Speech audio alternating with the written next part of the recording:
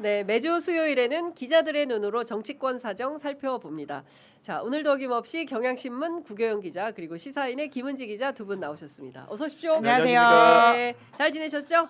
네. 일주일이 어떻게 지나는지 거의 뭐 모르겠어요. 자주 보잖아요. 일주일에 뭐 그러니까. 2회 이상 보기 때문에 거의. 예. 최소 2회 이상. 그렇네요. 가족보다 더 운 좋으면 3회. 그렇죠. 그러니까. 네. 네. 엄마는 일주일에 3번 못 보죠? 엄마 안본지 오래됐습니다. 지금 어머니가 지금 어머님 죄송합니다. 네, 지금. 어머니보다 네. 자주 봐요. 네, 어머니 저 취재 편의점으로 네. 3호곡 하나 부를까요? 부탁드립니다. 자, 어머님보다 자주 만나는 저희들끼리 꼭 해야 되는 게 있습니다. 그럼요. 예, 바로 광고 소개부터 먼저 하도록 하겠습니다. 자, 첫 번째 소개해드릴 광고는 인터넷 비교원 광고입니다. 무조건 써야 하는 인터넷 휴대폰 정수기 렌탈 의외로 매월 나가는 요금으로 부담되시죠? 3년 이상 계속 사용하고 계시다면 비교원에서 갈아타시고 사은품도 챙겨가시기 바랍니다. 인터넷 TV 신규 가입 시 최대 48만 원, 휴대폰 구입 시 최대 50만 원, 정수기 렌탈 시 최대 30만 원, 모두 128만 원의 혜택을 만나실 수 있으십니다. 여기에 쓰던 폰 그대로 통신사만 변경하셔도 최대 30만 원의 혜택을 받으실 수 있으십니다. 현금 사은품 혜택 원하지 않으실 경우에는 55인치 삼성 TV로 선택하셔서 받으실 수도 있고요. 어차피 인터넷은 모든 회사가 비슷비슷하기 때문에 여러분들께서는 혜택만 챙기시면 되겠습니다. 그리고 개인정보 보안도 철저합니다. 지금까지 단 한 건의 보안 사고도 없었다는 점 말씀드립니다. 8억 원 이상 보증보험을 가입했어요. 그래서 단 한 분도 억울한 일 없도록 준비돼 있습니다. 추가로 본인 가입 후 지인 추천하시면 최대 4만 원 이마트 모바일 상품권 드리거든요. 그러니까 이 이벤트도 꼭 참여하시기 바랍니다. 신청은 반드시 인터넷 비교원 기존 가입자 본인만 가능합니다. 인터넷 TV, 휴대폰 정수기 비교는 비교원에서 하시기 바랍니다. 자세한 내용은 1670-2571, 1670-2571를 통해서 상담 받으시거나 더보기 링크 또는 네이버에 비교원을 검색하시고 상담 신청하시면 되겠습니다. 자, 저도 여기로 갈아타야 될 것 같아요. 얼마 안 비교원으로. 남아서 바로 갈아타도록 네. 하겠습니다. 예. 자, 두 번째 소개해드릴 광고는 대용량입니다. 오늘 앞에 딱 두 개가 대용량이 네. 딱 와 있는데 돈키 밀크 소개하도록 하겠습니다. 여러분 외출했는데 팔다리 하얗게 떠 있어서 혹시 민망하신 적 있으십니까? 너 팔뒤꿈치가 왜 이렇게 허여냐? 목욕 갈 때가 된 것 같은데 네. 엄마가 얘기할 때가 있어요. 예, 그때 필요한 겁니다. 자, 조금 있으면 날씨 더워져서 반팔 반바지 입으실 텐데요. 미리미리 바디 케어 시작하시라고 저희 취재 편의점에서 오늘 바디크림 대용량으로 준비를 했습니다. 자, 믿고 쓰는 디어오늘에서 바디 로션이 새로 출시가 네. 됐는데요. 24시간 끈적임 없이 촉촉합니다. 아무 세상에 향기가 네, 향이 진짜 좋네요. 와요? 네. 네. 완전히 향기가 갑자기 훅 갑자기 오면서 뭐 기름장어 된 것 같아요. 미끌미끌한 게 이게 좋은데 보니까. 그만큼 자, 피부결이 한덕수 부드러워졌다. 그분 잘 지내고 있나? 갑자기 궁금해지시네. 예. 자, 1리터 괴물 용량인데요. 1+1 행사까지 같이 진행 중에 있습니다. 자, 온몸에 듬뿍듬뿍 바르기만 해도 정말 좋습니다. 먼저 구매하신 분들 반응이 뜨거운데요. 일단 가려움을 싹 잡아주고요. 때밀고 나왔을 때처럼 피부가 부들부들해진다고 합니다. 바로 지금 지금 이제 바로 기름장어 얘기했어요. 체감 예. 중입니다 지금. 네, 자 이제 바디케어는 디어오늘 바디로션 하나로 챙겨보시기 바랍니다. 직영 목장에서 가져온 동키밀크 듬뿍 들어가 있고요. 동키밀크로 만든 치즈가 세계에서 제일 비싸대요. 오, 그렇구나. 그래요? 1kg에 150만 원이래요. 150만 원? 150만 와. 원. 야, 동키밀크로 만든 치즈가 세계에서 제일 비싸다고 하고요. 그 귀한 동키밀크를 듬뿍 담은 1리터 바디로션입니다. 지금 1+1 행사까지 진행 중이기 때문에 바로 지금 더보기 링크를 클릭하셔서 확인해 보시기 바랍니다. 용량이 진짜 좋네요. 그러니까 네. 이제는 3ml. 네. 네. 바디는 이걸로 장착하시고 얼굴에는 여러분 동키크림 잊지 마시기 바랍니다. 자, 디오오늘 1리터 바디로션 010-6380-4733 010-6380-4733으로 연락 주시기 바랍니다. 발라보니까 네. 진짜로 부드럽고 예. 그리고 피부가 보통 민감한 분들 같은 경우에는 평소에 안 바르던 그 바디로션을 바르면은 예. 바로 이제 가려움증이나 일어나는데 오. 어제 쓰던 것처럼 오. 야. 굉장히 자극 없이 네. 저자극으로 스며들었습니다. 예. 이미 저한테. 야, 네. 우리 홈쇼핑 할래? 광고 재능이 너무 많아요. 진짜. 예. 야, 구경에 왠지 신뢰가 가네요. 예. 갑자기 동키 크림으로 예, 저기 예. 사행시 아. 사행시 요청하고 싶은 생각이 확 들었어요. 일단 좀 생각해 볼게요. 이건 바로 어려워 림자 바로- 들어가가지고. 바로 어려워. 그렇네요. 림자 어려워. 야. 아, 동키 크림으로 해야 되는데, 야, 우리 구경 기자는 진짜 네. 능력도 탁월하다. 그러니까요. 예. 원 플러스 어떠세요, 원. 여성으로서 써보시니까? 아, 네. 근데 원래 동키크림 저희가 얼굴에 바르는 써봤잖아요. 것도 써봤잖아요. 예, 예, 그러니까 예. 그 향과 똑같고, 예. 그러니까 훨씬 더 발림성이 이제 피부이다 보니까 더 좋아가지고, 그러니까. 예, 용량도 사실 용량 많은 게 제일 중요해요. 왜냐면 그쵸. 바디크림 같은 경우에는 예. 온몸에 바르기 맞아요. 때문에 네, 저 같은 경우 금세 금방 떨어지거든요. 쓰거든요. 아니 그리고 요거 있어도 사실 뭐 애들하고 있으면은 4인 가족 있으면 금방 맞아, 맞아, 금방 맞아. 써요. 예. 그래서 원 플러스 원일 때가 좋다. 그러니까 요때 네. 사야 된다. 예, 여러분들께서 많이 챙겨가시면 그리고 좋을 것 제가 같습니다. 24시간 지속되는지 음. 오늘 샤워를 하지 않고 아니, 다음 주에 설명드릴게요. 안 돼. 그러지 마요. 그렇게 가지 않고 이 정도 하셨으면 샤워는 될 것 이 정도 같아요. 샤워하고 네, 챙겨 알겠습니다. 드릴 예. 테니까 갖고 알겠습니다. 가서 한번 써보셔. 예. 샤워는 하시는 걸로 네 하도록 하겠습니다. 네. 네. 이 정도 진심입니다. 우리 구대영 기자. 저 장미숙님이 아우 사야겠어요 바디로션. 네. 예 하댕 TV님께서 완전히 조기 완판 가능할 듯. 네. 그러게요. 아니 동키크림 예. 이 정도면 저기 경향 TV도 그렇습니까? 하나 하나 광고하셔야 가야 되는 될 거 것 아닙니까? 같은데. 알아들어. 예. 지난번에 뭐 선 패치 붙여봐야 그러니까. 연락 안 옵니다. 이거 지금 아 여기서 큰일 잘 팔리고 났네. 보니까. 안 되겠네 이거. 예 자. 아. 크림소다님께서 보습력이 좋으면 됩니다. 예, 바디로션은 매일 쓰는 제품이라서 맞아요. 대용량이 좋습니다. 샤워는 하시라고 우리 뉴욕에서 노미님이 알겠습니다. 샤워는 하시라고. 네, 알겠습니다. 광고도 봐줘야 편의점 장사장도 생계를 유지할 거 아니냐 이렇게 아, 하셨는데요. 예. 당연합니다. 예, 네. 저희가 조회수를 올려야 됩니다. 네, 그런 차원에서 저희가 어제 있었던 재판 얘기부터 직접 해보도록 하겠습니다. 자, 김건희 씨가 뭐 부축을 받으면서 나갔다면서요? 예, 본인으로서는 충격이지 않았을까라는 생각이 1년 드는데 8개월인데 이게 4년으로 늘었다는 늘어났다. 것에 대해서는 많은 시민들이 여전히 부족하다고 그렇습니다. 생각할 겁니다. 심지어는 예. 세 가지 혐의 중에서 여전히 한 혐의는 무죄를 받았거든요. 그 여론조사 참 예, 얘기해보겠습니다. 명태균 씨 네. 관련돼 있는 여론조사를 무상으로 받았다라고 하는 혐의인데, 그러니까 하지만 그럼에도 불구하고 조금만 버티면 내년이면 이제 나간다라고 믿고 있던 김건희 씨의 이제 기대가 와장창 깨진 깨진다. 것이거든요. 예. 이게 특히나 이제 대법원에서는 사실 이제 더 이상 형량을 다투는 게 아닙니다. 그래서 이제 무죄가 그렇죠. 이렇게 바뀌지만 네. 않는다면 이대로 굳어지는 것이고요. 음. 오히려 그 명태균 씨 관련된 부분이 파기환송이 돼가지고 다투게 되면 더 형량이 더 올라갈 일만 남아 있어요. 그래서 본인으로서는 이제 휘청하는 게 이제 기대와 달랐기 때문이지 않나 싶긴 합니다. 근데 어떻게 기대를 하길래 저는 도저히 늘 기대를 뭐 집행유예 나올 수도 있다고 그래도 생각했다고 하더라고요. 기본적으로 이제 그 검찰총장 법조인하고 같이 산 그 와이프잖아요. 그 그러네. 견눈질로 배운 게 도둑질이라고. 만주 변호사 수준은 기본적으로 된다. 이제 1심보다 2심 형량이 네. 적어지면 적어졌지 많아지는 경우는 거의 없고 없다. 사실은 유죄였다 무죄로 바뀌는 드라마틱한 전환은 있는데 네. 형량이 1심에서 1년 8개월을 받았는데 음. 2년 2개월이나 산입이 돼가지고 4년이 나오는 결과 같은 경우에는 잘 없었기 때문에 본인 같은 경우에도 늘어봐야 얼마 늘겠어라고 생각을 했을 텐데 생각보다는 많이 늘었기 때문에 예. 우리 국민 법감정과 달리 본인이 무너지는 모습을 보여주지 않았나 싶은데 어쨌든 간에 어제 항소심 판결의 핵심은 도이치 모터스 주가 조작 자본시장법 위반 사건에서 법원이 유죄 판결을 했다라는 것이고 맞아요. 단순하게 특검이 추가로 공소 사실을 바꾼 대로 방조범에 그친 것이 아니라 김건희의 지위라는 것은 사실은 권오수를 비롯한 도이치모터스 주가 조작 일당과 공동 정범, 공범 관계로 묶여 있는 사람이라고 판시한 것 자체가 상당히 유의미하다고 생각을 합니다. 네. 맞습니다. 네. 예. 그러니까 그점 예, 그러니까 왜냐하면 저게 진짜 포인트라고 할 수 있는 게 그러면 그때 그걸 봐줬던 검사들에 대한 그렇죠. 수사로 이어질 수밖에 없는 네. 부분이거든요. 그러니까 사실 종합특검이 좀 상대적으로 지지부진해서 답답함을 좀 표시하시는 분들이 많으실 텐데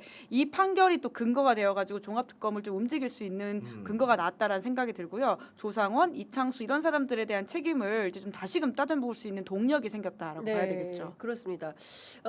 단순하게 그 피해갈 수 있는 잔이라고 생각했다면 김건희 씨는 오산이죠. 오산이다라는 네. 말씀을 다시 드리는 거고요. 대한민국이 그렇게 만만한 나라가 아닙니다. 근데 1심이 정말 문제긴 했어요. 이런 것만 그쵸. 보더라도 다시 한번 우인성 네. 판사의 어떤 재판 결과에 대해서 우리가 다시금 좀 지적을 할 수밖에 없는 게 그러한 우인성 판사의 판단이라고 하는 게 정파적인 차원에서 문제라고 지적하는 게 아니라 정말 2심 판단이 보더라도 문제였던 것이잖아요. 네. 그러니까 근데 그때 쓸데없는 이야기들 굉장히 많이 하면서 의심스러울 땐 피고인의 이익을 해야 된다는 등 라틴어를 들고 와가지고 네. 뭔가 국민을 가르치는 듯한 모습을 예. 보였던 우인성 판사에 대해서도 다시 한번 좀 지적하지 않을 수 그렇습니다. 없습니다. 양분남 의원께서 아주 그냥 한자 서당을 열었네. 한자 서당을. 한자서당을 열었다고. 네, 그렇게 비판을 하셨는데 2심 재판부는 네. 2심이 법리 오인을 했다고 그러니까 제가 직격을 그래서 하지 여러분들이 않았습니까? 주가조작 예. 사건이 어렵기 때문에 네. 이해를 하기가 좀 들으면서도 이게 맞아요. 무슨 내용이 하실 텐데 네. 제가 좀 씹어 먹어서 네. 간단하게 어떤 부분을 1심과 달리 판단했는지 네. 주가조작 사건 설명을 드리면 두 개를 유죄로 인정한 거예요. 하나 같은 경우에는 그 기본적으로 권오수의 권유로 김건희가 미래에셋 증권 계좌, 미래에셋 대우 증권 계좌에 위탁하게 된 거죠. 네. 그러면서 심지어 얼마나 큰 돈을 위탁 매매를 맡겼느냐? 20억 원을 맡겼다는 겁니다. 그렇죠. 그 자금이라는 것이 종잣돈이 돼가지고 도이치모터스 시세 조정에 쓰였다라는 게 법원의 판단인 거고 네. 그 근거로는 그 수익을 6대 4로 나눈 구조. 예. 4는 블랙펄 위탁받은 블랙펄이 가져가고 예. 그리고 실제로 맡긴 김건희 같은 경우 6의 비율로 예. 이익을 가져가는 구조 자체가 예. 주가 조작이 공동 정범으로 관여한 정황이다라는 판단을 판시를 한 상황인 거고 두 번째로는 그 김모 씨라는 사람과 블랙펄 측이 실시간으로 지정한 시점 및 호가에 그 김건희 씨가 가지고 있는 대신증권 계좌에 있던 도이치모터스 주식 18만 주가 매도되는 상황이 발생하는데 법원 같은 경우 18만 주 중에서 적어도 13만 9,383주 같은 경우에는 통정 매매 방식으로 블랙펄에 넘김으로써 네. 실제적으로 시세 조정을 도왔다라는 건데 통정 매매라는 게 뭐냐면은 주가 조작 세력들이 서로 물량을 주고 받는 네. 거예요. 어떤 사람이 내놓으면 김건희가 대신증권 계좌에서 주식을 내놓으면은 네. 그 정해진 호가, 약속된 호가에 바로 사들이는 겁니다. 그렇지. 그럼 이런 것들이 주가 조작이 어떻게 활용되느냐? 거래량을 늘리는 효과가 있는 거예요. 어떤 거냐면은 주가가 아무리 상승축이라고 하더라도 팔 때 못 팔려면 꽝 아닙니까? 그런데 그렇죠. 이 예. 주식의 거래가 활발하게 이루어지고 있다라는 것은 네. 기본적으로 호재가 있다라고 시장이 인식하기 때문에 그런 광경을 연출하기 위해서 짜고 파는 그 조종 행위를 하는 던진다 건데 받아라. 그렇기 때문에 이 통정 매매라는 건 통정 매매 방식으로 했다라는 부분에 대해서도 유죄 판결을 하였다라는 거고 네. 더 재미있는 점은 미래에셋 대우 계좌와 대신증권 계좌가 있는데 그 대신증권 계좌 같은 경우는 팔았잖아요. 네. 가지고 있는 도이치모터 주식을 그 이후에 가까운 시점에 미래에셋 대우증권 계좌로는 사들입니다. 그렇기 때문에 김건희의 명의로 된 두 개의 계좌에서 이런 식의 굉장히 불규칙한 방식의 약 납득할 수 없는 방식의 매매가 있었기 때문에 법원 같은 경우에는 김건희가 단순하게 가담이 아니고 네. 혹은 시대조정의 인식만 있었던 게 아니라 네. 이런 작전 내용 전체에 하나의 기계적 부속으로서 기능적 역할 분담을 했다라는 판결을 내린 겁니다. 야, 네. 이제 구교영 진짜 박수 한번 쳐야 되겠네요. 아니, 이 이제 진짜 이해가 좀 되세요? 예. 네. 아, 나 어제 모르고 막 헤맸는데 아직 오늘 들으니까 구경 기자 완전히 예. 완전히 저도 어제 역시. 방송할 때 헤맸어요. 여기 와서 내가 제대로 지금 얘기하는 보니까 지금 혹시 우리가 재판을 막 듣다 말다 맞아요. 듣다 말다 실시간으로 해가지고 들으니까. 예. 구경 기자 계속 왔다 갔다 해가지고 들리다가 말다 예, 해가지고 예. 핸드폰을 계속 이동 중이어서 잘 못 들었는데 오늘 아주 그냥 네. 야 챗GPT가 따로 없네. 야, 짜고 쳤다라는 아, 게 그 진짜 딱 이렇게 딱 이게 정리된다는 이해가 바로 거잖아요. 되시잖아요. 네. 머리에 이런 선생님한테 과외를 받으면 진짜 좋은 학교 갈 것 같아요. 예, 너무 여러분들도 명쾌하게 딱 정리가 되시죠. 근데 저는 어제 재판 가운데 그 우인성 판사도 그렇고 그 대목이 굉장히 중요하다고 생각했습니다. 알면서 이거 모르지 않으면서 네네네. 이른바 김건희를 봐주기 수사했던 그 검사들, 검사들, 예. 그 문제가 굉장히 더 중요한 거 아닌가라는 생각을 그럼요. 하게 됩니다. 예. 그러니까 우리가 김건희 씨의 혐의와 관련해 가지고는 많은 이야기들을 했지만 지금 이 시간까지도 여전히 가려져 있는 그들의 조력자라고 하는 것은 또 네. 다른 범죄자일 수 있는 것들이거든요. 네. 이제 그런 차원에서 항상 어떻게 검사들만 검찰만 피해 갈까라는 우리가 질문을 던지게 되는 것이고 그 피해가는 것들 때문에 특검도 추동되는 것이고 검찰개혁이 필요하다라는 이야기하고 있지 않습니까? 네. 그런 차원에서 김건희 김건희라는 사람을 봐주기 위해 조직적으로 어떻게 움직였는지에 대한 것들은 다시금 우리가 상기시키면서 이야기를 해야 되겠다는 네. 생각이 들고요. 그때 불기소 처분했을 때 김건희 씨가 주식에 대한 지식이 부족하다는 것도 판단 근거 중에 하나였거든요. 그렇죠. 예. 근데 이런 거 보면 전혀 그렇지 아니, 않잖아요. 전문가라고 본 거잖아요. 그러니까 실제로 2심에서는. 뭐 전문가까지는 아니지만은 예. 5년 이상 이 사건이 발생하기 전 5년 정도는 투자를 하면서 알았던 것으로 본 것이고 더군다나 이런 시세 조정 행위가 있기 전에도 도이치모터스 주식을 갖고 있었기 때문에 네. 보유 과정에서 그 거래량이나 흐름 같은 것들을 본인이 몰랐을 리가 없다. 그렇기 그렇죠. 때문에 시세 조정 행위를 단순히 관찰자가 아니고 기능적 역할로서 공범의 요소들이 있다라는 판단을 항소심 재판부가 한 것이고 굉장히 재미있는 표현 중에 하나는 뭐였냐면은 김건희의 성향에 대한 판단을 항소심 재판부가 했는데 이렇게 말합니다. 주식 거래에서 발생하는 손실을 예민하게 받아들이는 성향을 가지고 성향을 있는 가지고. 피고인이 예. 이런 거래가 이루어졌다는 것을 들으면서도 놀라거나 별다른 의문을 표시하지 않았기 때문에 네. 기본적으로 너는 공범이다 이렇게 말한 그렇죠. 겁니다. 그러니까 네. 애초에 알고 있었다는 거잖아요. 그렇죠. 그러니까 신종호 부장판사가 이제 1심에 이제 우인성 판사에 비해서는 굉장히 이 부분에 있어서는 그러니까 적절하게 판단을 했다는 거. 이게 사실 과도한 판단도 아니에요. 그러니까 경우에 따라서 좀 우리가 아쉽다고 생각하는 것도 네. 분명히 있잖아요.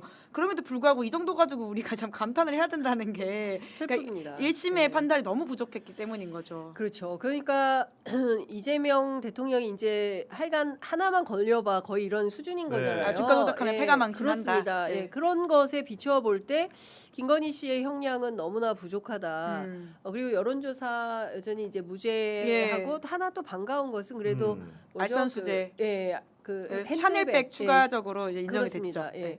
그 말이 안 되잖아요. 맨 처음에 갖다 준 가방은 그 800만 원짜리인가? 예. 그런데 그거는 선물이고 나머지 2개는 알선수재에 해당한다. 이거를 왜 이렇게 나눠서 분전화시켜서 판단하냐?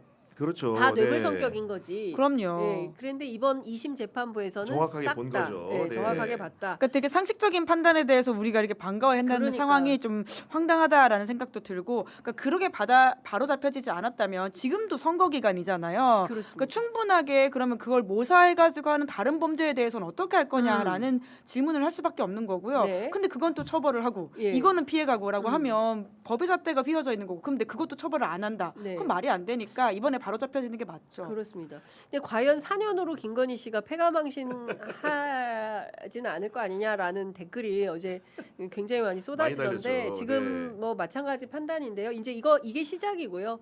2차 특검을 통해서 추가 기소될 만한 사건들이 또 많이 있기 때문에 네. 근데 그 과정을 좀 살펴보면 근데 좋을 것 제가 같습니다. 지금 법원을 두둔할 생각이 있는 사람이 아니고 다만 네. 양형을 왜 그렇게 했는가 할 수밖에 네, 없었는가에 네, 네. 대해서 판사적 시각의 설명을 조금 드릴게요. 어떤 거냐면은 네. 지금 유무죄가 바뀐 사안이 명태균 똑같이 무죄니까 맞아요. 빼고 네. 주가 조작 사건의 유죄가 선고된 건데 그럼 형량이 늘어나려면은 드라마틱하게 거기서 이제 서사를 써야 되는 건데 예. 기본적으로 지금 도이치모터스의 공범 관계에 있는 사람들이 이미 상당 인원들이 지금 대법원 판결까지 확정이 된 맞아요. 상황인데 가장 주범격이라고 할 수 있는 권오수에 대해서도 대법원이 최종 형량을 어떻게 썼냐? 징역 3년에 집행유예 4년을 썼습니다. 그렇기 때문에 1년 8개월이었던 실형 4년을 늘린 부분들은 제가 항소심 판사 입장에 생각을 해보면은 대법원까지 확정된 형량에 비춰봤을 공범들의 형량에 비춰봤을 때는 김건희를 좀 더 늘려줬다라고 본인은 생각을 할 것 같아요. 그렇죠. 다만 네. 우리가 느끼는 법감정 같은 경우에는 대통령이 여러 차례 거듭 강조한 대로 네. 주가 조작이라는 건 다른 사람의 주머니를 터는 행위이기 때문에 그렇습니다. 굉장히 중대하게 벌을 받아야 되는데 왜 이러느냐는 근본 의문이 부닥칠 텐데 공범 관계에 묶인 사람들의 선행 판결의 영향을 항소심 법원의 판사는 받지 않을 수 없다는 점을 제가 그렇군요. 법조 기자를 조금 했던 입장에서 설명을 좀 드립니다. 네. 자, 녹수님께서 AI 구교형. GPT 이제 하 네. GPT 가고 구 GPT 오나요? 제가 거기로 혹시 네, 이수경님께서 아유 똑순이 김 기자님 이렇게 아유 오늘 출연자들에 대해서 칭찬이 쏟아지고 있습니다. 아, 너무 감사합니다. 대단히 고맙습니다. 네. 자, 우리가 이제는 요 얘기를 해야 됩니다. D-35. 야, 네, 진짜 이제 한 달. 지방선거. 이제 진짜 딱 정말 한 달 남은 예. 거예요. 네. 예. 이번 주 지나면 그냥 본격적으로 붙는 겁니다. 하나하나 좀 여쭤봐야 될 것 같은데요. 일단 재밌는 보도가 하나 단독으로 나왔는데 TV조선 단독 보도입니다. 한동훈 추경호의 화답. 동남풍 누구에게나 열려 있다. 이 동남풍은 김상훈 건데.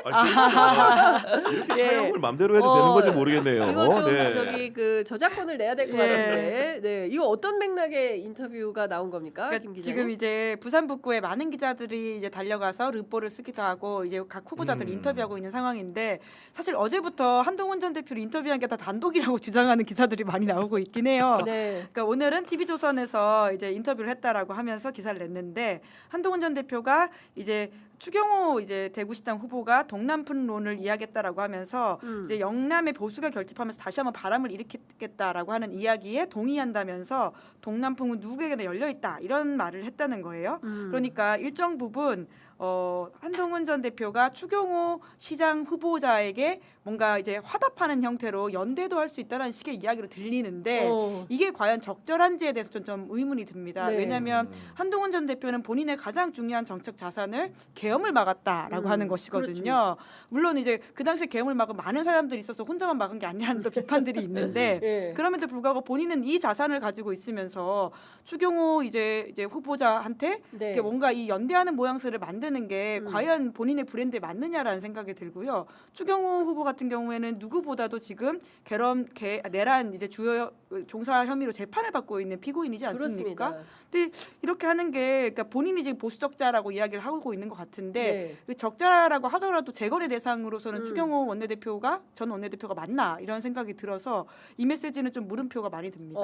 저는 다시 봤어요. 주호영 아닌가? 그리고 다시 봤더니 추경호 의원이어서 깜짝 놀랐는데 어떻게 보세요? 그러니까 정치적 이익만 생각하는 골몰하는 집단의 행태라는 것이 어떤 것인가를 네. 결과지로 보여주는 거 아니겠습니까? 사실은 추경호와 한동훈은 윤석열이라는 사람을 사이에 두고 뭐 뗄래야 뗄 수 없는 관계가 아니고 완벽하게 격리된 관계인 거예요. 쉽게 네. 얘기하면 추경호 같은 경우에는 끝까지 윤석열을 지키려고 했던 사람 중에 하나고 심지어는 조은석 특검에서 내란 주요 임무 종사 혐의로 재판을 받고 있는 상황에 처해 있거든요. 그 얘기는 네. 어떤 거냐? 적어도 계엄 상황에 대해서 진지한 반성이라든가 성찰이라는 것을 공개적으로 보여준 적이 없는 정치인, 스스로를 변호하고 변소하는 데만 몰두하는 정치인이라는 것이 대외적으로 드러난 상황인데 아까 김은지 기자가 잘 설명해준 대로 한동훈의 유일한 보수 진영의 레거시라는 것은 12.3 비상계엄 때 이음을 냈다는 것이고 윤호개인 세력과 적대시하는 과정 속에서 결국 제명까지 당한 사람임에도 불구하고 네. 이런 선거를 앞두고 그 유권자들을 깜짝 이렇게 기망하고 속이기 위한 행위로서 연대를 이렇게 선언한다는 것 자체가 물론 이제 성사 여부는 지켜봐야겠지만은 그런 식의 러브콜을 보낸다는 것 자체가 정치라는 것을 명분적으로 생각하지 않고 굉장히 기능적이고 실리적인 도구로 생각하는 사람이구나 이런 생각을 거듭하게 됩니다. 그러니까요. 그러니까 네. 근데 물론 이제 이게 전체 유튜브 내용은 4시에 오늘 공개된다라고 하고 네. 아마 이제 이 보수 재건이 이제 장동혁 빼고 모두가 뭉쳤으면 좋겠다라는 바람을 가진 TV조선이 이렇게 세게 야마를 잡았을 수도 있다고 그렇죠. 한동훈 저는 전 생각을 그렇죠, 하는데 그렇죠. 이제 그럼에도 불구하고 이제 이 기사의 핵심을 보면 보수 재건은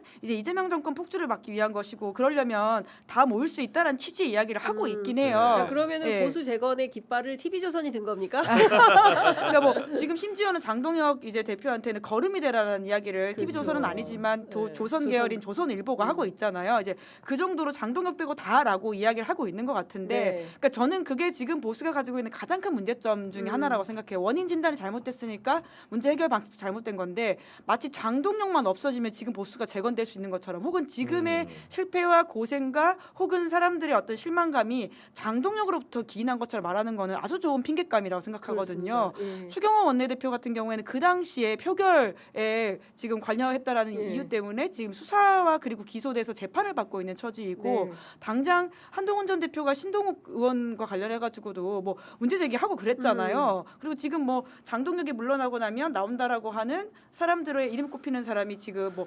김기현 이제 의원이라든지 나경원 의원 이런 네. 사람들인데 그 두 분들도 각각 지금 김건희 씨한테 로조비비의 가방을 줬다는 혐의로 그렇습니다. 배우자가 같이 이제 재판을 예. 받고 있는 상황이고 나경원 의원은 관저에서 여러 가지 극언들을 했던 분입니다.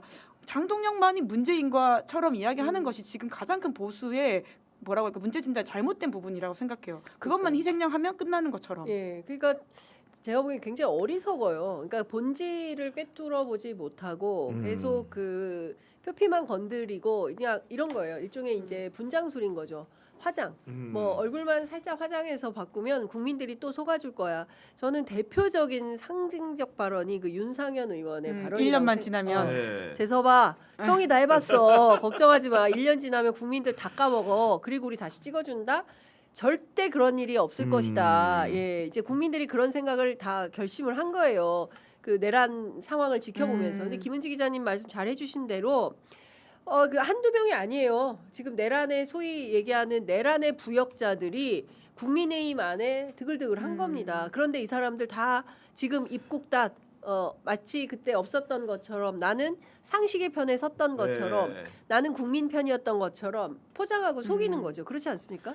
그러니까 이제 결국은 한동훈 전 대표의 그런 원문 방송 내용을 전부 다 봐야겠지만은 이런 TV조선의 그런 요약 내용들이 사실이라고 한다면은 기본적으로 선거라는 것은 혼자 치르기가 어려운 거거든요. 아, 그럼요. 국회의원 선거 같은 경우에도 어떻게 혼자 그 많은 시간들을 채우겠습니까? 기본적으로 연대의 대상이 있어야 되는 거고 외부에 있는 사람들의 지원이 있어야 되는 건데 정당을 벗어나서 선거를 치른다라는 것은 그런 조력들이 없는 거잖아요. 네. 그런 상황에서 한동훈 같은 경우에는 친한계 몇몇 의원들의 서포트만 가지고 선거를 치를 수가 없기 때문에 외연 확장의 차원에서 1차적으로는 박형준 시장과의 그런 동남품 얘기를 했던 것이고 예. 네. 그걸로도 부족하니까 결국은 이제 대구까지로도 이제 그라운드로 옮겨가지고 추경호 전 원내대표와도 이런 화합 가능성을 그 굉장히 제시를 하는 건데 이런 부분들이라는 것이 거듭 말씀드리지만은 국민들이 봤을 때는 한동훈의 정치라는 것이 과연 무엇인가라는 근본적인 의심을 낳는 행위에 귀착될 것이라는 생각을 합니다. 그렇습니다. 네. 원인 그대로 읽어드리면 보수 재건에 동의하는 사람들은 모두 이 길로 모여야 한다.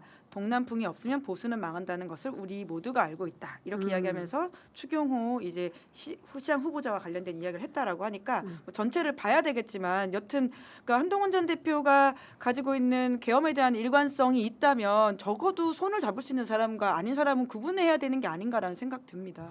이런 생각이 들어요. 그러니까 잡아봐야 썩은 동아줄 뭐 이런 얘기들이 있잖아요. 그러니까 모여봐야 그러니까 의로운 표대가 좀 제대로 돼야 되는데 지금 그런 상황은 아니지 않냐라는 것이고 여전히 윤 어게인을 꿈꾸는 사람들이 있고 그 후보자들이 곳곳에서 뛰고 있는 거 아니겠습니까? 근데 그런 가운데 국민의힘이라는 간판으로 돌파가 되겠냐? 저는 이번에 제가 뭐 거듭 말씀드리지만 이번 선거는 공교롭게도 또 다시 야당 심판론, 지방선거가 야당 심판론인 첫 번째 선거인 것 네. 같아요.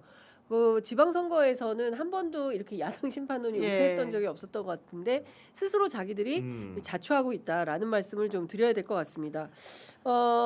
그럼에도 불구하고 지금 부울경 상황은 지금 점점 상황이 그렇죠. 어떻게 돼가고 있다고 봐야 그러니까 되는 지금 이게 격차가 한참 여론조사상에서 많이 나게 나왔었는데 그게 조금씩 좁혀지고 있는 건 사실인 것 같습니다. 그에 대해서 이제 국민의힘 쪽에도 물어봤더니, 그러니까 아무래도 후보가 정리되었기 때문에, 그러니까 그 갈등했던 양상들 경선이 끝나서 생기는 컨벤션 효과가 있다. 그리고 이제 기저에 좀 견제 심리라고 하는 건 분명히 존재하는 것 같다라고 하면서 좀 기대감을 가지고 있던데요. 그러니까 누차 말씀드렸지만 선거에서는 특히나 이제 보수 유권자 색깔이 강한 영남에서는 한 두 자릿수 15% 정도 차이가 나야지 여유 있게 이긴다라고 민주당에서도 이야기를 많이 하더라고요. 선거 치러보셨던 분들이 그런 것만 보더라도 지금이 일정 부분 이제 노란불이 들어와 있다라고 보고 좀 긴장세를 올려야 되겠다라는 것도 이야기를 하더라고요. 네. 근데 그래도 사실은 부산 지역을 보게 되면은 어쨌든 간에 하정우라는 그 변수가 이제 상수가 됐기 때문에 네. 국가배 후보로 아마 출마할 것으로 보이는 상황이고 그렇게 된다고 한다면은 그 흔들리는 변수가 민주당이 후보 확정을 통해서 정립되는 과정이 있을 것이고 거기에 더해 가지고 전재수 시장 후보라는 걸출한 부산의 스타가 있기 때문에 네. 전재수와 하정우의 조합 예를 들면 박민식과 박형중의 조합 혹은 박형중의 한동훈 조합과 비교했을 때는 부산 정체성과 누가 더 어울릴 것이냐 어느 그렇죠. 기호가 네. 그런 식의 판단을 하게 된다면은 아무래도 민주당이 다시금 부산에서 상승 추세로 전환하지 않을까라는 기대를 좀 해보는 것이고 그 울산 같은 경우에도 지금 현역 시장이 굉장히 득세하고 생각보다 많이 선전을 하고 있지만은 민주당에는 단일화라는 카드가 남아 있습니다. 그렇습니다. 울산에 있는 그 진보당의 김종훈 후보와 민주당의 지금 김상호 후보가 단일화를 하지 않은 상황이기 때문에 단일화 효과를 통한 또 컨벤션 효과가 불거질 수 있고 이런 것들이 선거 국면에서는 유리하게 작용할 것이기 때문에 그런 부분들에 대해서는 울산도 기대하는 상승 추세 기대가 있다라는 말씀을 드리는데 네. 제가 가장 걱정되는 것은 솔직히 경남이에요. 경남. 경남 같은 경우에는 김경수 후보가 예. 2018년에 그 지사로서 당선되고 굉장히 대선 후보급의 중량감 있는 정치인이긴 합니다만은 네. 부산이나 울산과 달리 이벤트 요소가 잘 안 보여요. 아. 예를 들면 같이 함께 뛰는 예를 들면 창원시장 후보라든가 예를 들면 같이 뛰고 있는 뭐 그 국회 그 재보궐 선거의 요인이라든가 이런 것들이 김경수가 흡수해서 통합해서 뭔가 성장적인 측면으로 가야 되는데 예. 경남 선거를 보면은 김경수밖에 안 보이는 게 아. 너무나 문제다. 네. 사실 중앙당 같은 경우에는 뭐 대구라든가 이런 데들 가실 필요가 없이 예. 경남에 어떤 식으로 사람을 보내서 그러게요. 선거에 집중시키고 뭔가 예. 그 스팟을 만들 수 있는 요인들을 예. 고민해보는 계기로 삼아야 된다. 저는 부울 경주에서 부울은 걱정이 안 되는데 네. 경남이 걱정된다. 어. 이런 말씀을 좀 드립니다. 야, 우리 네. 구경 기자 경남이 제가 보기에는 이 애정이 뚝뚝 돋아. 제가 이제 창원에 가서 김경수 예. 후보하고 같이 네. 국수 먹지 않았습니까? 거기 창원의 칼국수가 아주 맛있더라고요. 말씀 주신 대로 지금 상당히 이제 박빙 네. 박빙우라고 이제 말씀은 하는데 이제 어떻게 이제 흔들릴지 모르는 거니까 말씀 주신 대로 되게 중요할 것 같아요. 이제 욕지도에서 고구마만 심을 게 아니라 사람을 좀 심어야 되겠다라는 생각이 좀 들기도 하네요. 말씀 나온 김에 하정우 수석 얘기 좀 해보겠습니다. 네. 한동훈 전 대표가 하정우 수석이 부산 북갑에 출마하는 게 이재명 대통령의 뜻이라고 한다면 이것은 불법 선거 개입이다 이런 주장을 했어요. 그러니까 하정우 수석이 이제 SNS를 합니다. 제가 통님을 설득했고 제 의견에 동의하시고 바로 흔쾌히 수락하셨다. 어디서든 국익을 위해 힘쓰라 하셨다. 고로 이것은 선거 개입이 아니다. 이렇게 글을 올렸습니다. 어떻게 보세요? 선거 개입 아닌 거 한동훈 전 대표가 누구보다 잘 알 겁니다. 알겠죠. 법률가이기도 알겠죠. 하고 예. 그런 논리로 따지면 사실은 그 법 비대위원장을 하거나 혹은 뭐 여러 가지 정치적 행보를 했을 때 그 당시 윤석열 정부에 있던 인사였었거든요. 그러면 한동훈 전 대표는 윤석열 대통령이 가라고 해서 간 거냐 뭐 이런 말로 충분하게 이제 그렇습니다. 반박할 수 있는 이야기이기 때문에 그러니까 본격적인 견제가 시작되었다고 봐야지 이걸 가지고 불법이니 아니냐라고 하는 것은 좀 다소 좀 수준이 낮은 논쟁일 수 있겠다라는 생각이 들고요. 다만 이제 하정우 수석이 이제 가지고 있는 뭐라고 할까요 메시지라고 하는 게 그러니까 당장 AI 수석을 하다가 나가게 되면 그 국가정책 AI는 누가 하는 거냐라는 질문에 맞닿지 않습니까? 네. 그에 대해서는 이제 하 수석이 이런 이야기를 좀 이제 논리를 펼치는 것으로 알고 있는데, 그러니까 지금 이제 정부 차원에서 할 수 있는 AI 정책들은 꽤 나왔고 오히려 그것을 실현하는 곳이 국회여야 된다. 그리고 지방이라든지 여러 가지 그 지방 시대와 관련된 그러니까 묶여 있는 AI 아젠다가 있기 때문에 그것을 매조지고 충분하게 역할을 할 수 있는 것은 오히려 지금은 국회한테 훨씬 더 있다. 그렇기 때문에 이제 국회에서 역할을 하는 것이 오히려 AI 정책을 완성하고 이재명 정부 성공에 더 가닿는 일이다라는 식의 논리를 좀 펼치려고 하는 것으로 알고 있습니다. 제가 한동훈 전 대표에게 긴 말 안 드리고 네. 제 이름을 불러봄으로써 그의 논리를 반박하겠습니다. 이름을 강승규 아. 어디서 왔습니까? 대통령실 시민사회수석 비서관을 하다가 그렇습니다. 총선에 출마하셨습니다. 네. 김은혜 네. 어디서 왔습니까? 네. 대통령실 아유, 홍보수석을 하다가 그렇습니다. 출마하셨습니다. 네. 이원모 어디서 왔습니까? 대통령실에서 네. 비서관 근무하다가 왔습니다. 네. 주진우 네. 어디서 왔습니까? 한동훈 전 그렇습니다. 대표님 네. 그런 말씀 하지 마세요. 보니까 지금 야 거의 그 삼행시급이다. 맞잖아요. 다 대통령실 사람들 그러니까. 출마해가지고 그렇습니다. 선거 치렀잖아요. 예. 그러면 다 윤석열이 너무나 개입했네. 그 개입을 왜 놔두셨어요? 이렇게 지금. 예, 윤석열의 선거 개입에 대해서 수사해야 되겠네. 그렇지 않아요? 예, 거의 그런 정도의 너무 많이 수준이다. 나왔어 내가 보니까 아니 근데 지금. 저는 예. 더 재밌는 대목은 우리 그 한동훈 대표가 하정우 수석을 보냄으로 인해서 이번 부산 북갑 선거는 이재명 대통령과 나와의 대리전이다. 예, 그러니까 아마 본인은 그렇게 각을 세우면서 네. 이 선거에서 역할을 하고 싶다라고 생각을 하는 것 같은데, 네. 근데 그러기엔 좀 여기저기 난사를 너무 많이 했다라는 생각은 들어요. 그 전엔 또 박수현 이제 의원이 여기에 재보궐 가능성이 안 생길 수도 있다라는 식의 말을 하니까 또 박수현 현 이제 아직은 의원이죠. 의원한테 막 뭔가 난사를 하기도 하고 뿐만 아니라 뭐 수많은 사람들한테 난사를 하면서 전재수 사실은 의원 같은 경우에는 본인의 경쟁자가 아님에도 불구하고 전재수 의원한테 뭐 통일교 그 스캔들과 관련돼 있는 이야기를 계속하면서 뭐 난사를 하기도 하고 했었는데 사실 지금 가장 각을 세워야 될 사람은 박민식 전 장관 혹은 국민의힘이거든요. 그런데 지금 단일화 가능성을 염두에 두고 있다 보니까 오히려 한동훈 전 대표의 메시지는 그쪽으로 가고 있지 않고 그러니까 이렇게 민주당 쪽을 향해서 내가 각 세울 사람은 이재명 대통령이다라고 보고 있는 것 같습니다. 네. 근데 그래도 뭐 단일화 할 거냐 말 거냐 뭐 여러 논란이 있긴 한데 그래도 한번 여쭤보겠습니다. 단일화. 그 박민식, 한동훈. 네. 이게 결국은 저는 제가 이제 함부로 못 걸겠는 게 정치인들 다 똑같은 게 여론 추이 보고 하잖아요. 그렇죠. 네, 맞아요. 지금 이제 등이 보고 네. 자기가 될 판이면은 사실은 삼자 구도에 자신 안 있으면 하죠. 가는 거 네. 절대 안 하는데 네. 지금 어쨌든 간에 선행 여론조사에서는 하정우가 높게 나오는 게 사실이고 예. 이건 사실 출마 선언을 하지 않았음에도 불구하고 관측만 가지고 높게 나왔기 때문에 더군다나 아까 제가 전에 설명드린 대로 네. 전재수와의 시너지 효과가 존재하기 때문에 하정우 변수라는 게 높게 튈 경우에는 두 사람은 단일화를 강요받는 상황에 처할 수밖에 없는 것이고 그렇죠. 과연 누구 중심으로 단일화가 되느냐의 문제인데 기본적으로 박민식 같은 경우에는 상당한 이런 적개심도 한동훈 후보를 상대로 표출하고 있는 상황이고 한동훈 후보 같은 경우는 오히려 전재수와 동화되는 방식의 선거운동도 하면서 네. 때로는 전재수가 잘한 부분은 계승하겠다는 식으로 이렇게 뭔가 차이를 두는 방식 왜냐하면 박민식도 그 지역구의 국회의원이었기 때문에 그런 식의 차별화 요인으로서 전재수를 강조한 지점이 있다고 봅니다. 그렇기 네. 때문에 사실 두 분의 그런 선거의 양태만 보면은 화합하기 어렵지만 그 숫자가 그 제왕적이라고 네. 그런 숫자 영향을 받을 수밖에 없을 거라고 봅니다. 그렇군요. 네. 팩트다님이 경남은 민주당이 창원에 때로 수시로 가서 외쳐야 됩니다. 이런 맞아요. 네, 의견들을 보내주시고 계십니다. 김준호님은 나는 하정우 영화 배우인 줄 알았다. 근데 저는 이런 것도 나쁘지 않다고 네. 봐요. 그러니까 네. 신인의 어떤 인지도라고 하는 게, 네. 그러니까 뭐 여러모로 굉장히 이제 고전을 하면서 하정우 수석도 처음으로 정치권에 발을 들였기 때문에 여러 가지 이제 해프닝과 혹은 실수와 혹은 뭐 그 경험담이 쌓일 텐데, 그러니까 이런 식으로 여튼 인지도가 뭐라도 있는 것은 정치권에서는 부고빼고 다좋다고 하지 않습니까? 그렇죠. 그렇기 때문에 이것조차도 나쁘지 않게 활용하면 된다라는 생각이 듭니다. 그렇습니다. 근데 그래도 부산은 좀 밝은 분위기인 것 같아요. 뭔가 좀 이렇게 좀 풋풋하기도 한번, 하고 뭐 약간 좀 해볼 만한 막 그런 느낌이 좀 드는데 이제 수도권으로 쭉 와서 우리가 평택을로 좀 가보겠습니다. 네.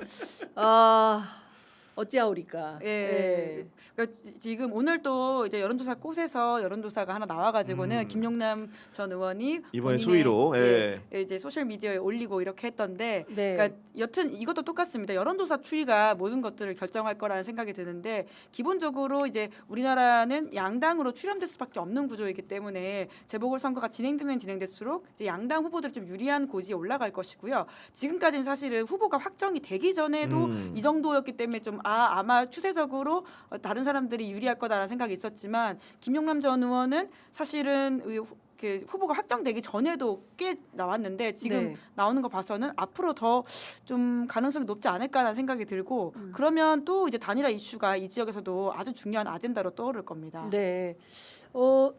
지금 뭐 여러 가지 오늘 아침 라디오에 뭐 출연하신 것 같아요. 조국 맞아요. 네, 조국 네네. 대표도 그렇고 김용남 의원도 이제 라디오에 출연을 하셔서 지금 공방이 주고받고 있는 게 이제 지금 뭐 속보로 막 전해지고 있는데요. 조국혁신당의 조국 대표는 김용남 의원 위안부, 세월호 등 과거 발언 해명해야 된다. 허위 사실 다시 꺼내면 반격한다라는 얘기가 이제 들어와 있고요. 그리고 김용남 의원은 사모펀드 얘기할수록 조국에게 불리하다라는 입장, 그리고 반대로 조국 대표는 그것은 나와 무관하다라는 입장이 들어와 있습니다.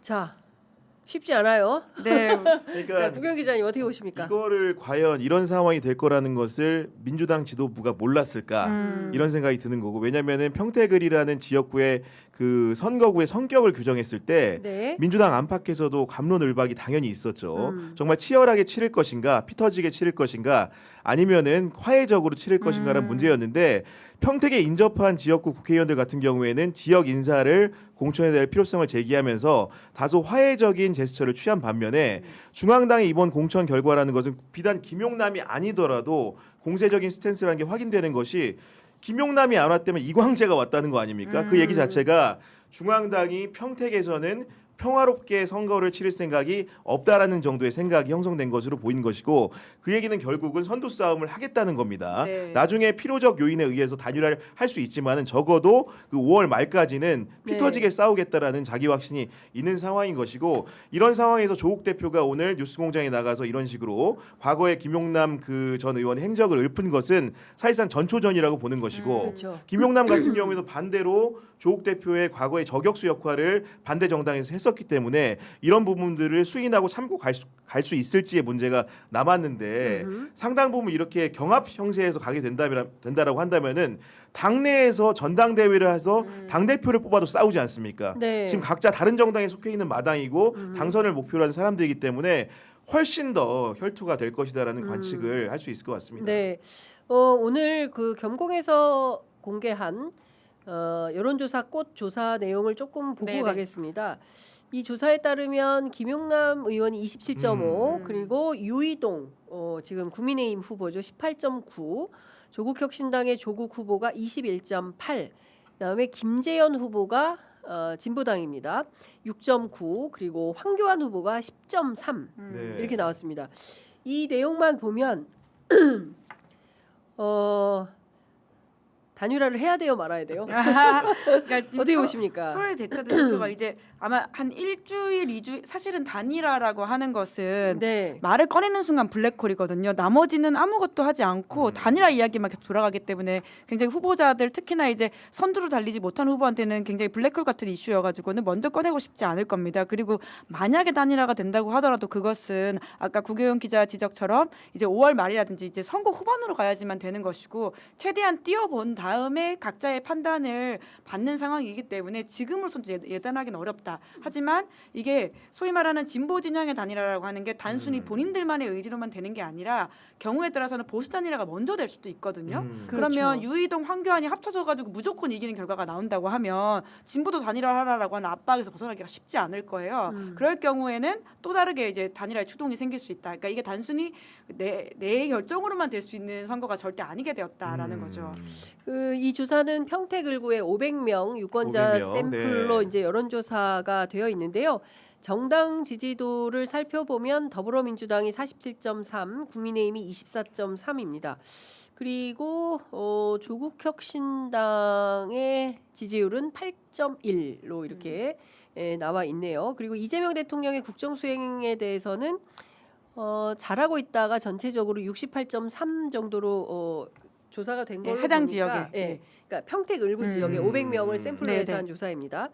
뭐 대체로 추이는 다르지 않아요. 그러니까 이를테면은 갤럽이라든가 NBS 조사나 이런 거하고 국정수행 지지도는 이제 그렇게 큰 차이는 없다라고 한다면 이 조사가 봐야 되는 핵심은 민주당에 대한 지지도도 상당히 높다. 그렇죠. 그다음에 네. 국정수행 지지도도 높다. 네. 이게 따라가는 효과가 있을 수도 있고 단일화 변수가 있느냐 없느냐에 따라서 보수 쪽으로 쏠림 현상이 있을 것 같지는 않은 느낌인데 어떻게 보십니까? 그러니까 전반적으로 이제 그 평택을의 밭의 성격을 두고도 사람들이 갑론을박이 있었는데 최근에 네. 나온 정당 지지율이라든가 이재명 대통령의 국정 지지율을 보면은 아무래도 이제 그 전반적인 성향 자체가 최근 같은 경우에는 여당 기울어진 현상 같은 것들이 나타나는 거고 그 조국 그 후보라는 것도 사실은 상징적인 의미에 봤을 때 범여권 후보로 묶어서 볼 수가 있기 때문에 그 같은 자장 안에서 판단을 받는 성격이 있기 때문에 굉장히 애매한 지점이 있는 것인데 기본적으로 만약에 여론조사 1, 2위 싸움이라는 것이 이런 식으로 계속 되게 되면은 오히려 국민의힘 후보가 소외되는 효과가 나올 수도 있고 결국 두 가지 방향 같습니다. 하나는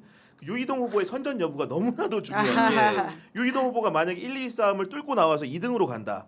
예를 들면 김용남이는 조국이 제끼고 네. 2등을 하는 조사가 나온다. 그렇게 되면은 단일화 압박이라든가 뭔가 이런 것들이 생기겠지만은 지금 형성된 국면대로 1, 2위 싸움이라는 것이 그 선거 직전까지 간다. 네. 그렇게 되면은 양 후보다 단일화할 유인 자체가 없는 상황이기 때문에 네. 그런 추세를 좀 보긴 봐야 될 것 같다. 이런 생각이 드는 것이고 그런 의미에서 지금 진보당 김재현 후보를 지지하는 흐름이라든가 자유와 혁신의 황교안 후보를 지지하는 흐름이라는 것도 결국은 표라는 것은 그 얹혀져 가는 흐름들이 있기 때문에 네. 될 사람을 찍는 효과를 통해 가지고 그 예. 표가 또 어떤 방식으로 분산되느냐도 상당히 중요한 포인트가 될 것 같다는 생각이 듭니다. 그러니까 근데 재밌는 포인트는 평택을 분석하는 많은 여론조사 분석가들이 평택을은 유이동 후보의 고향이기 때문에 30%는 먹고 들어간다고 했어요. 근데 그럼에도 불구하고 지금 나온 지지율은 18.9밖에 안 되는 것이고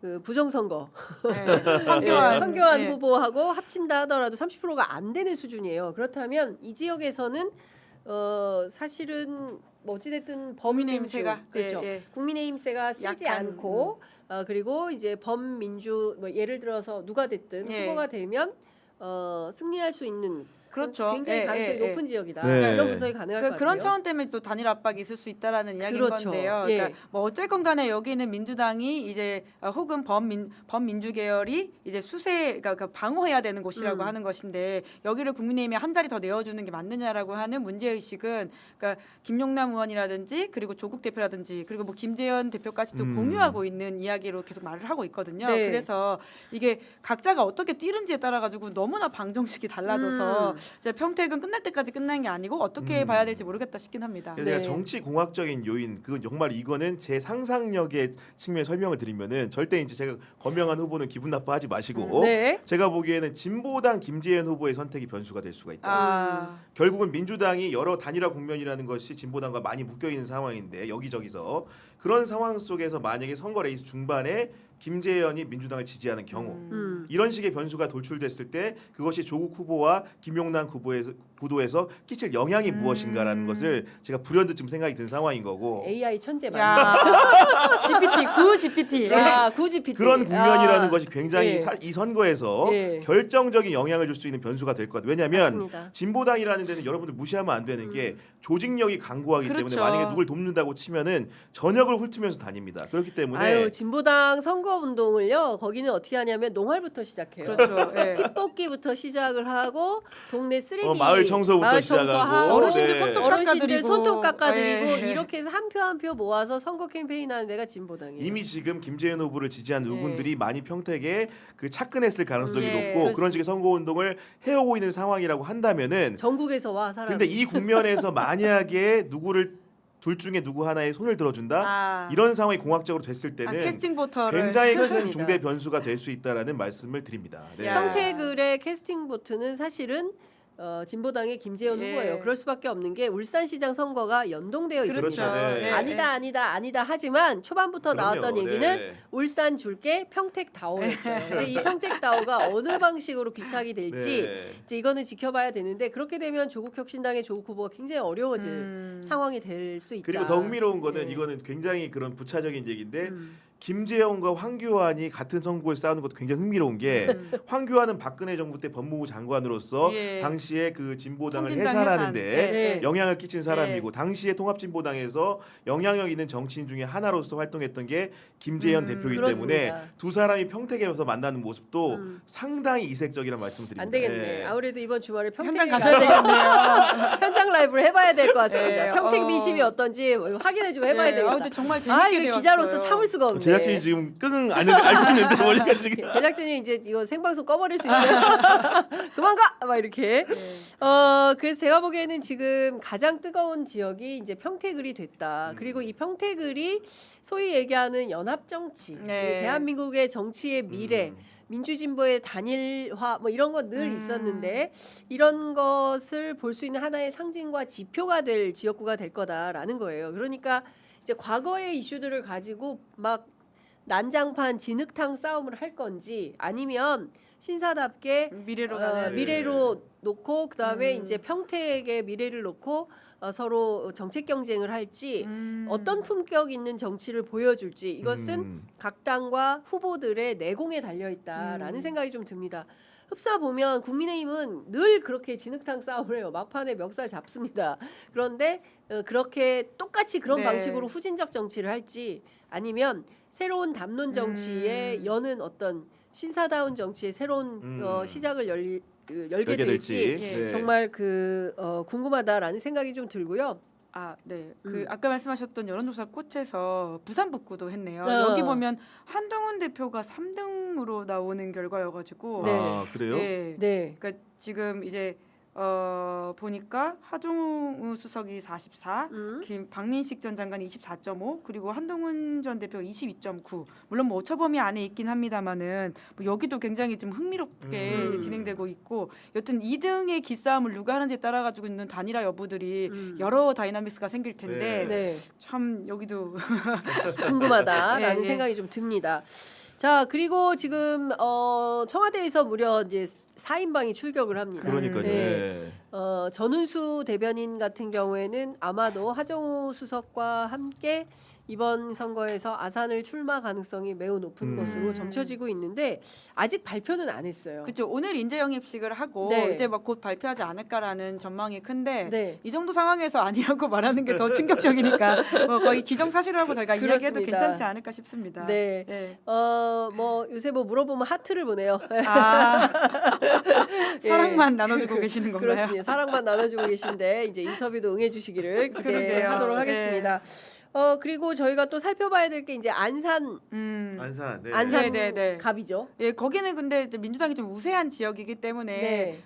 김남국 대변인이 공천을 받아서 예. 아마 큰 경쟁 없이 되지 않을까라는 것 때문에 덜 상대적으로 지금은 네. 공천 전까지는 누가 되냐가 굉장히 관심이었는데 네. 지금은 좀 덜 관심 지역이 됐습니다. 그러니까 이것도 역시 제 자의적인 기계적인 해석인데 음. 김남국의 공천은 사실은 저는 가장 논란 상황으로 받아들였던 게 그 선택지가 어떤 거였냐면요.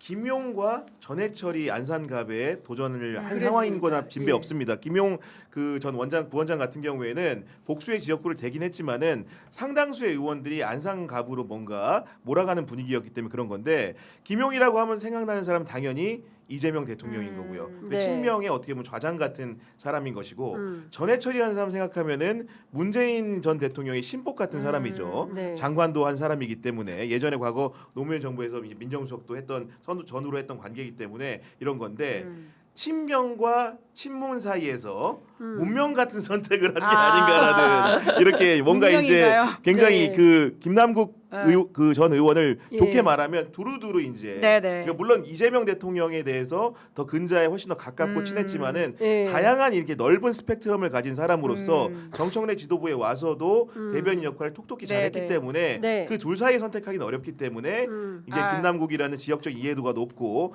그런 사람을 공천한 게 아닌가라는 생각을 그냥 그 상황적으로 해봅니다. 네. 오늘 대통령 주요 일정 가운데 하나 미디어 오늘 보도가 나와 있어서요. 비교섭 단체 무소속 국회의원들 오찬 간담회가 예정이 되어 있다는 소식 들어와 있습니다. 이 시점에 대통령이 청와대로 비교섭 단체 무소속 국회의원을 불러서 점심을 함께하는 이유는 무엇일까? 근데 뭐가 됐든 좋은 일인 것 같고요.